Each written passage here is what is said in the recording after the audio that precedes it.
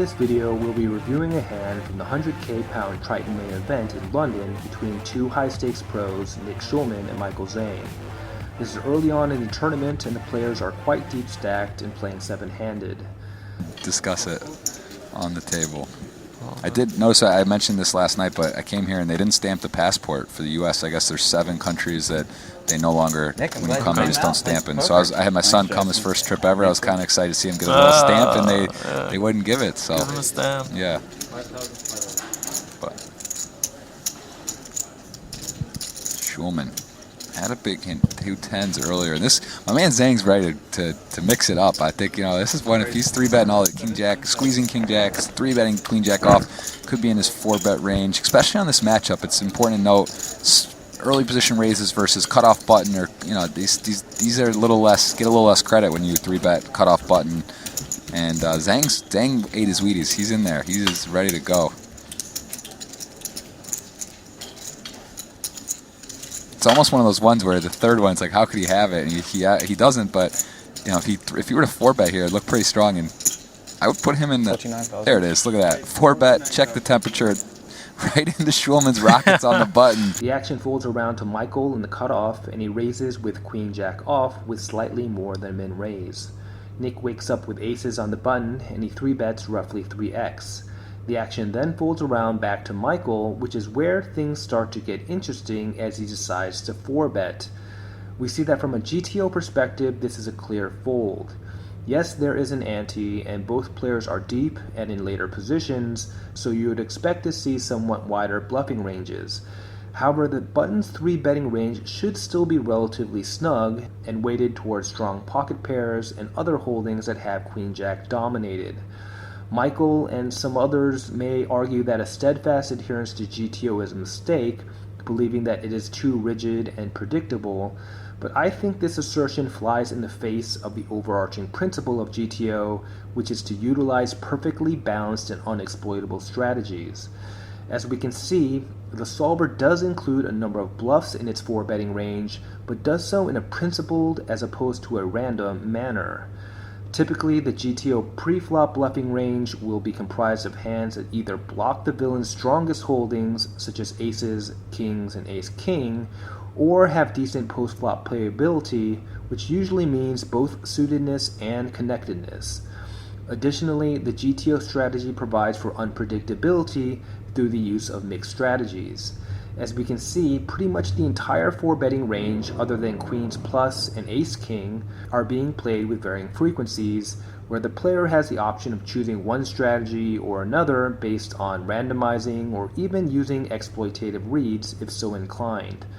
Sure, playing random shit will keep your opponent guessing, but if unpredictability was the primary goal, why not jam 7 deuce off? After all, no one would expect that, right? GTO recognizes that in order to disguise our range, we need to balance strong and weak hands, but it finds the precisely ideal frequencies and combos for that purpose. So in my opinion, there really is no reason to intentionally deviate from pure GTO strategies unless we have a specific read. In that light, it appears that this may be an exploitative play by Michael, which would be consistent with the aggression he displayed in earlier hands. In just the 3 hands prior to this one, he attempted 2 pre-flop squeezes, once with king jack off against 3 other players, and once with queen jack off against 2 other players. This may be typical of his overall style, but you would think that a player who appears to mostly play in tournaments with buy-ins ranging from 1k to 10k perhaps would play a wee bit more conservatively in a 100k pound tournament against a table full of killers. But apparently Michael Zhang gives 0 fucks. Check the temperature indeed. Yeah. Man, this guy's here to play. Yeah. And Schulman has 2 options here. Is that me? The obvious one being raised, but he could also just call. I think Schulman's going to go with the call. I think he can feel this guy's just ready to blast off. And he is not one, take a time bank. Again, you could say, oh, it's Hollywood. It's not really. It's like a very important decision whether to spring it here. If he puts his opponent on queens or kings, maybe just unloads it and let's get it in. But I think he does go ahead and make the call, especially sizing up his opponent as someone that he might just have ace-5 or ace-9 off or a hand like this. Yeah, sometimes if your opponent's tighter and you know that they're just going to have kings, queens, and ace king. Nick calls, and we see that this is consistent with the solver strategy, where 100% of aces are calling a 4-bet, which helps protect Nick's calling range, while his 5-bet jamming range is quite narrow, consisting of kings, queens, ace-king, and a few jacks and ace-5 suited bluff combos. And they're not folding, you lose a lot of money by seeing a flop, because it could be a scare card. If they whiff ace king, if he's not going to do anything, man, Zhang is going to be. I mean, you know, he missed completely, but in terms of trying to make your opponent fold a king high board, yeah, you know, screams ace king, ace and ace king, so he's going to be pretty happy with that. He's going to be betting here for sure. 104 in the middle, expecting to bet 30 or 40k, 25, something like that. Just keep control of the hand. 22,000. And it goes, yeah, so smallish bet, quarter pot. The flop comes king 5-4 with 2 diamonds, and Michael continues with a small quarter pot size bet. On this board, we see that Pio is betting virtually 100% of its range. And I think this is actually one of the reasons why 4-bet bluffing with a hand like Queen Jack off can be quite gross, especially out of position, because you are almost obligated to continue on most boards since your range should be so strong. Right, if we take a look at Range Converter's post-flop insights feature, we can analyze this scenario across all possible flops to confirm this point. I should note that this feature uses ranges from a 100 big blind cash game, but the 4-bet raise and call ranges for cutoff versus button for the ante and no ante game are actually pretty similar, so this data should still be informative. Here we see that across all flops, the cutoff should be c-betting roughly 85% of the time. This is likely in large part because the 4-betting range should be weighted quite heavily around overpairs, which will be able to c-bet on most types of boards. The solver will not bet as frequently on certain flops, such as monotone boards or boards with 3 connected middling cards, but in all other scenarios, the GTO strategy is to c-bet most of the range. And we've all been here before, where we 3-bet or 4-bet light and totally whiff the flop, but auto c-bet anyways, praying to God for our opponent to fold. It's probably one of the dirtiest feelings in the world. So how do we avoid these spots? By not 4-betting trash against strong players. Nick's trap is better than he could know. You know, that's one of those ones. There's 2 diamonds. Nick doesn't have a diamond. Even if his opponent had somehow some bluffs or king 10 diamonds, king X, he's got outs. But in this particular case, he is speeding. So Nick would be served well to just call here. I think you could go either way, but Nick there's 12 entries. does what happens to be the best option in this case. Nick calls, and we see that Pio is playing a mixed strategy in Nick's shoes, with the EVs of flatting and raising being virtually identical. So again, in this spot, I think Nick could make his decision using a randomizer or based on exploitative reads, but given Michael's apparent spewish tendencies, it would probably make sense to lean towards trapping by simply handing Michael some additional rope. Yes. Just a little sip of his drink there. Yeah, I mean, you know, I takes it to 100% win chance on the turn. Yeah. Aaron.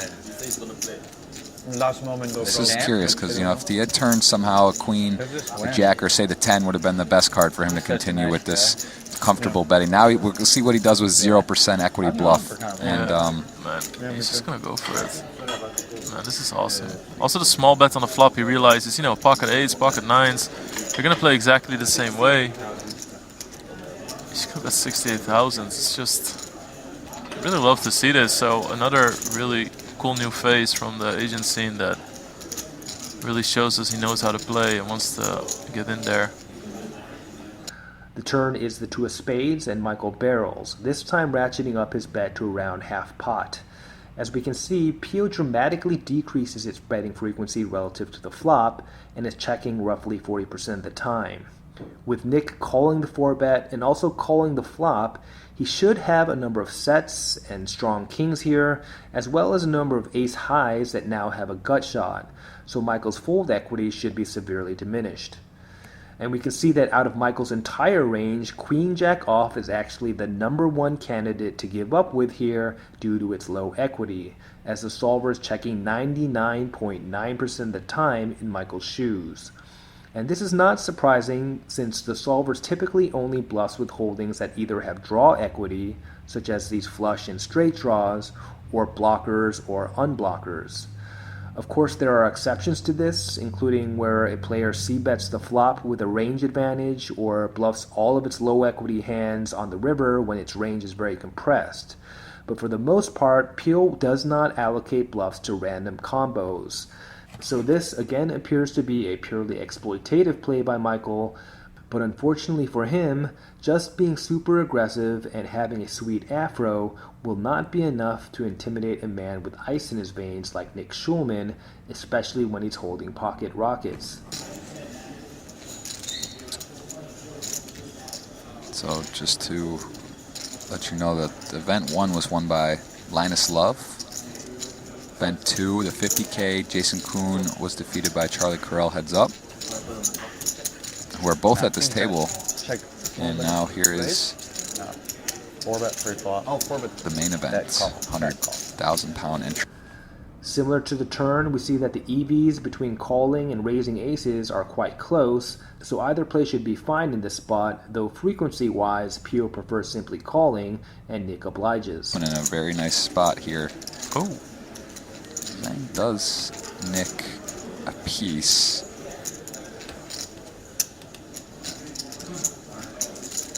Pretty good looking board for aces. The flush doesn't come home. Not that I think as played, Nick wouldn't be folding if there was somehow a diamond came and Zhang went crazy. I think his plan was just check, call, close his eyes. And this board's pretty clean. And now if you're Zhang, you get called twice here. There are some hands. Nick could have ace queen of diamonds. He could have ace jack of diamonds, flush draws, and he does check. And Nick will. The river brings the jack of clubs, giving Michael a pair, and of course now that he actually has a hand, he finally decides to pump the brakes. So I had to note lock this because the solver was not betting queen jack at all on the prior street, but assuming Michael bet the turn, we see that the solver agrees with this play. Pio will lead out with a small block bet with some frequency, but overall checking this marginal hand to cut off further hemorrhaging is highly recommended. Go try to work this one out, but I'd imagine on this particular run out when he gets bet check, he's gonna assume that aces is a one pair hand. I don't think he would assume that his opponent would check a set or 2 pair over here. And Oh, I think it's nice. I think if anything, it wouldn't be insane to pretty check close. back, but I would guess he's just gonna put a big bet in here. Yeah. Maybe go all in. Yeah. Feels And this is actually poses a little bit of a problem for Zhang, who does end up Man, it's Robert hard. making a piece. With the SPR being less than 0.5, we see that Pio is jamming with almost all of its betting lines here. This includes shoving all hands which are top pair or better, and the solver is also shoving basically 100% of its air. As mentioned previously, typically the solver will use blockers and unblockers to construct its river bluffs, but when its range is very compressed, such as in a 3-bet or 4-bet pot, you will often see Pio simply bet the entire bottom of its range since it's extremely condensed and therefore will have fewer candidates to allocate bluffs to. Really? Yeah. Because they do +3 seconds. so Right? Chad has Count informed first us in your that head, so Zhang 20 is No, I Zhang mean, online, This kind of Feared develop- online tournament reg. You, like, Oh, yeah. a lot, right? That's a name. I see him in the lobbies. I see him Exactly, playing yeah. all the 25K online stuff and these different things. And he shows us why, too. Especially in big spots, you're tired at the end of the day. 20 feels so fast. So there is a missed flush draw on the flop. What do you think about displaying? Definitely upsets important. or like showing sizes? There's kind of a skill to that, though. There's kind of a skill to that. yeah, if this is a 10 on the river and we just see the check give up, but now exactly that problem. Nick hands it. He called the 4-bet with Priest, thinking what could he have and what do I beat and what would shove. If he happened to have a hand like he did call, But like, I know it takes other people longer. Facing an all-in for his tournament life, Michael has a tough decision with his marginal pair. So what is the GTO strategy here? Well, when facing a bet on the river, although the solver doesn't quote-unquote think this way, I personally find that it's often useful to first classify whether your hand can call based on its relative strength, or if it is purely a bluff catcher. A rough way we can assess this is by evaluating whether our holding can possibly beat any of the villain's value hands that may have played this way. If the answer is yes, then absent a concrete read, generally we should be inclined to call, as we can see Pio doing with all of its kings, including all the way down to king 9. In contrast, for our holdings that clearly do not beat any of the villain's value hands, but do beat the villain's bluffs, instead of evaluating overall strength, generally our focus should shift towards examining their blocking and unblocking properties. Case in point, we see that Pio is actually more inclined to call with ace-5 compared to queen-jack, likely because the ace blocks the straight, as well as a number of ace-king combos. And we see that ace-5 actually has higher equity and EV than queen-jack, despite being much lower in rank, because as a bluff catcher, we only care if it beats the bottom of the villain's polarized range. So the fact that in a vacuum a pair of jacks is considered much stronger than a pair of 5s is irrelevant in this context. With that in mind, looking at Michael's particular holding, queen-jack off, we see that Pio is mixing its strategies where it will sometimes call and sometimes fold. Some of these queen-jack combos, particularly the ones without a queen of diamonds or a queen of clubs, do have some decent unblocking properties since they unblock some of the diamond flush draws and ace-queen combos with the queen of clubs that may have taken Nick's line. That being said, the EVs of all the queen-jack off combos are very close, and calling in accordance with the solver's strategies only produces marginal EV. So does this mean that blockers and unblockers are overutilized and overrated? I would argue no. Yes, it is true that it will often be the case that the direct card removal effects of blockers in terms of altering overall probabilities is relatively small, particularly when we're talking about suit blockers, since there are 13 cards with the same suit, so removing one rank in the suit isn't usually hugely significant. However, blockers serve a dual purpose, which in some circumstances may be even more important than their card removal effects. Blockers, whether in the context of bluffing or bluff catching, can be particularly useful as a guide or rule of thumb to help keep our frequencies in check. Especially in the context of a live environment, unless you are Rain Man, it's virtually impossible to accurately track how much bluffing and calling you've been doing with any statistical significance, so the risk of becoming unbalanced, like our friend Michael here, can be great. However, by choosing to primarily use blockers and unblockers to guide our bluffing and bluff catching decisions, as the solver does, we can roughly balance our frequencies using a systematic method that is undetectable to our opponent, since we're utilizing additional information provided by our hole cards to make our decision. So I thought this hand was interesting because it shows how an early decision in a tournament, which at first glance may appear to be small and benign, like 4-betting pre-flop light out of position when very deep stacked, can have a snowball effect which eventually causes you to bust in 60th place out of 63 in a 100k pound buy-in tournament. In all seriousness, I can't be too critical of Michael's plays since he's obviously a very strong player given his live and online results, and he actually ended up re-entering and placing 6th in this tournament and then binked a different high roller shortly thereafter. But sometimes when these guys make these marginal plays with so much money at stake, it does make me wonder.